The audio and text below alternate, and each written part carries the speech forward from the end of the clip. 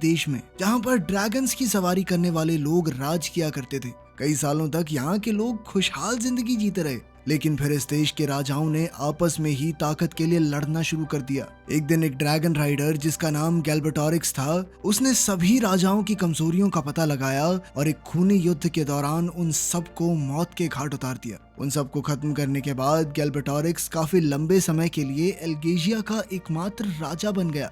सबसे खतरनाक बात तो ये थी कि अब वो अत्याचारी हो गया था। उसे किसी का डर नहीं था और जो मन में आता वो करता। इसलिए वार्डन नाम की एक फौज जो लोगों की आजादी के लिए लड़ रही थी, उसे गद्दी से हटाने की कोशिश करने लगी। एक रात आर्या नाम की एक वार्डन योद्धा ने एक बहुत ही खास पत्थर गैल्बेटोरिक्स से चुरा लिया। इस चोरी के चलते गुस्से से भर चुके गैल्बेटोरिक्स ने अपने जादूगर डुर्जा को उस पत्थर को वापस लाने के लिए कहा। कुछ देर बाद डुर्जा और उसके लोगों ने आर्या पर घात लगाकर हमला किया। जल्द ही उन्होंने आर्या के साथ मौजूद 2 वार्डन योद्धाओं को मार गिराया और मौका मिलते ही आर्या को उसके घोड़े से भी गिरा दिया। आर्या ने बच निकलने की बहुत कोशिश की, लेकिन दुर्जा ने अपनी जादुई ताकत से उसे घेर लिया और पत्थर लौटाने को कहा। आर्या ने उस पत्थर को लौटाने से साफ सीधे तौर पर इनकार कर दिया और अपनी जादुई शक्ति से पत्थर को कहीं और ही भेज दिया। दुर्जा ने आर्या से जानकारी हासिल करने की कोशिश की कि आखिर उसने पत्थर को कहाँ भेजा है, लेकिन आर्या ने उसे कुछ नहीं बताया, उल्टा उसकी हार पर हंसने लगी।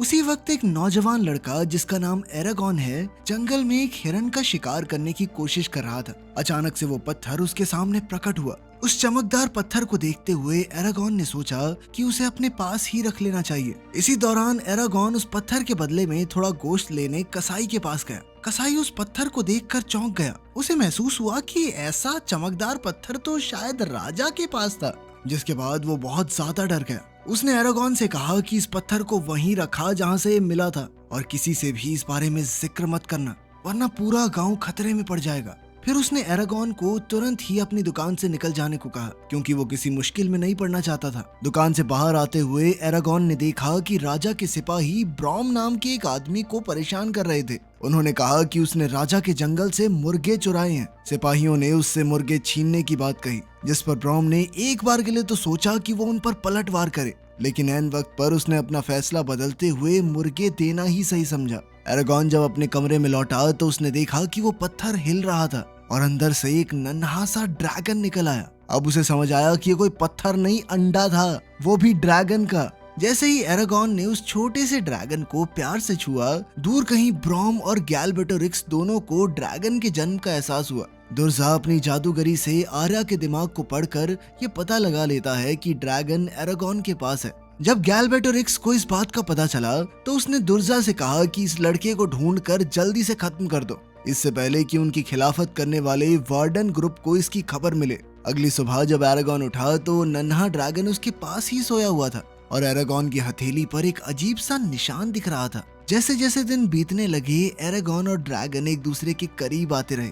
एक दिन एरागॉन ने महसूस किया कि उन दोनों का ही एक दूसरे के अलावा कोई नहीं था। उन दोनों की ही माओ ने उन्हें छोड़ दिया था। अगले दिन वो अपने ड्रैगन को उड़ना सिखाने लगा। ड्रैगन भी जल्द ही उड़ना सीख गया और बादलों के ऊपर उड़ने लगा। उड़ते उड़ते ड्रैगन बहुत जल्द बड़ा हो गया और जब वो इतने बढ़े हुए साइज के साथ नीचे लैंड हुआ तो एरागॉन बेचारा डर गया। अब वो ड्रैगन बोल भी सकता था। उसने अपना नाम सफीरा बताया। साथ ही उसने बताया कि एरागॉन उसका चुना हुआ राइडर है, यानी कि सिर्फ वही उसकी सवारी कर सकता है। पता चलता है कि ड्रैगन एरागॉन के बिना कुछ कहे उसके मन की बातें सुन सकती थी। अब एरागॉन ड्रैगन्स के बारे में और जानने के लिए रात को चुपके से ब्रॉम के घर में घुस गया। उसे एक किताब मिली जिसमें ड्रैगन्स का इतिहास था।